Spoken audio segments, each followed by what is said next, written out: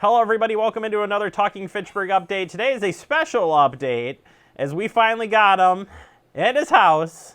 I don't even know where he lives, actually, so we won't disclose that. But it is Steve Theisen, DOT.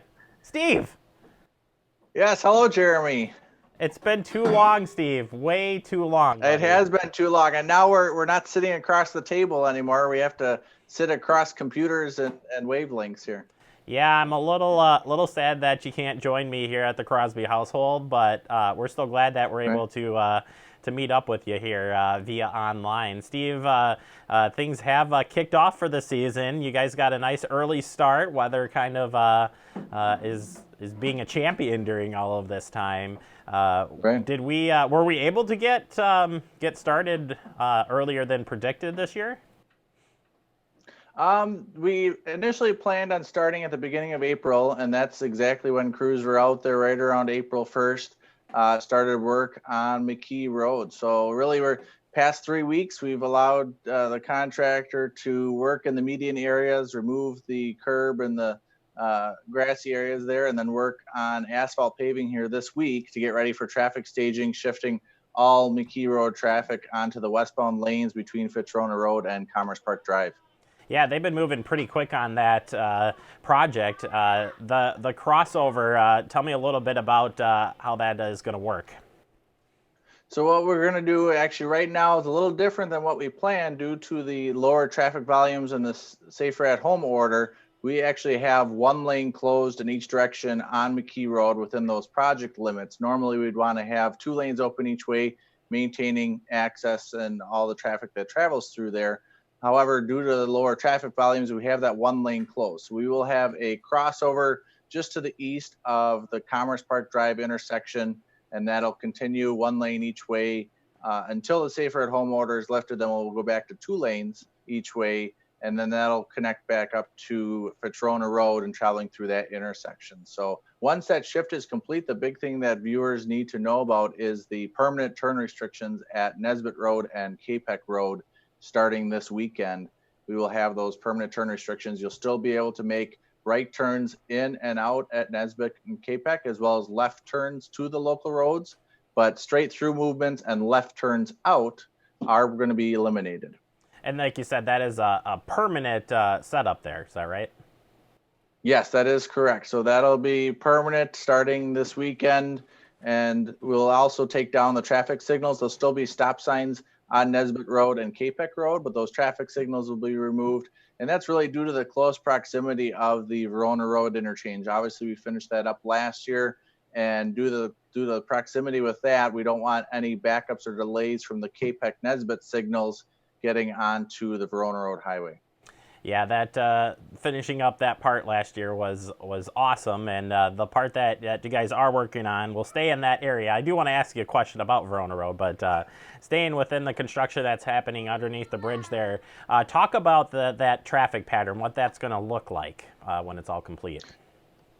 So we will have, we're reconstructing and expanding McKee Road between Verona Road and Commerce Park Drive. So we're going to go to 3 lanes in each direction. Near the Verona Road interchange, we'll have what's called a single point interchange at Verona Road and PD.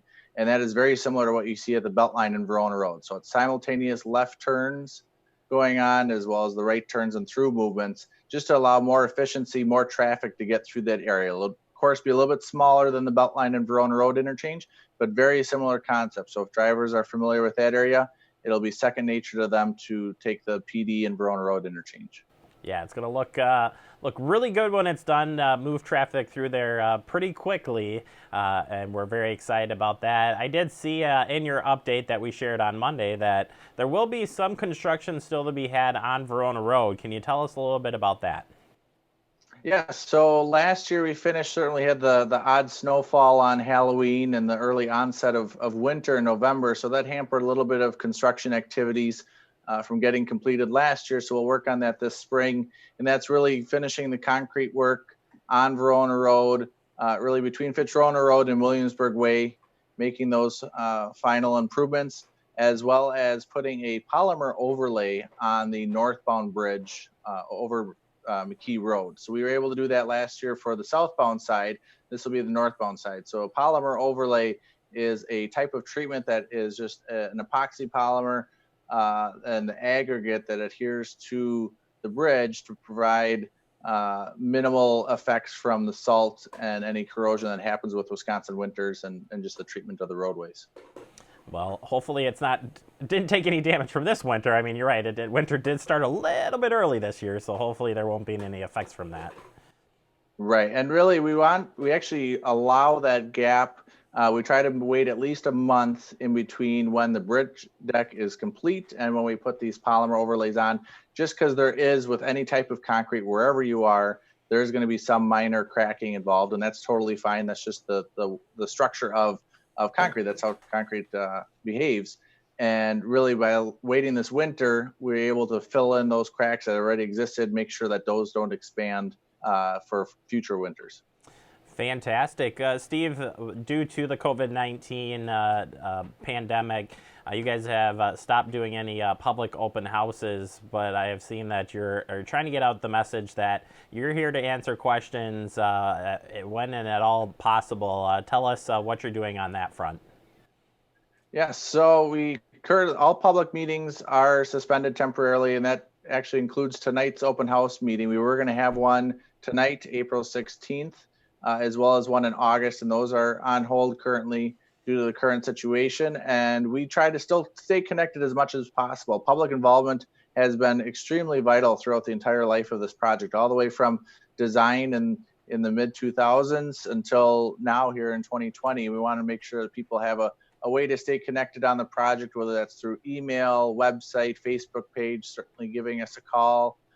Making sure you stay connected. And so we sent out that email a couple of weeks ago to our email subscribers, letting them know, even though we're not having any in-person meetings, you can still stay connected through other means and making sure that you get your questions and comments answered. Yeah, I think you've done a good job of getting that information out there, and I know the public has been really involved in getting and asking questions and whatnot. So certainly, and we're going to do our part. I mean, it kind of worked out great that we could get you on today to talk about all this stuff. So timely indeed, Steve. Yes, indeed. And certainly we've had a lot of great coordination with Cindy Yagi at the Verona Road Business Coalition. Certainly their efforts are sort of shifting now to Fitchburg transportation projects, but still talking about the Verona Road project as we wrap up here in our final year and making sure that, everyone stays involved, from the resident that lives down the road to the business owner to the commuters to everyone else, that we're in our final stretch here. Everything will be completed on Verona Road by this fall. Steve, real quick, I know Fitchburg's got other construction projects going. In fact, one pretty much gets right up to the end of your construction zone. Are you coordinating those operations with Fitchburg and what you guys are doing with your project? Yes. So the project that's between Commerce Park Drive and Seminole Highway is coordinated between DOT and City of Fitchburg. I don't have many details on that project, besides that I know they'll create or build a pedestrian overpass where the Badger State Trail is.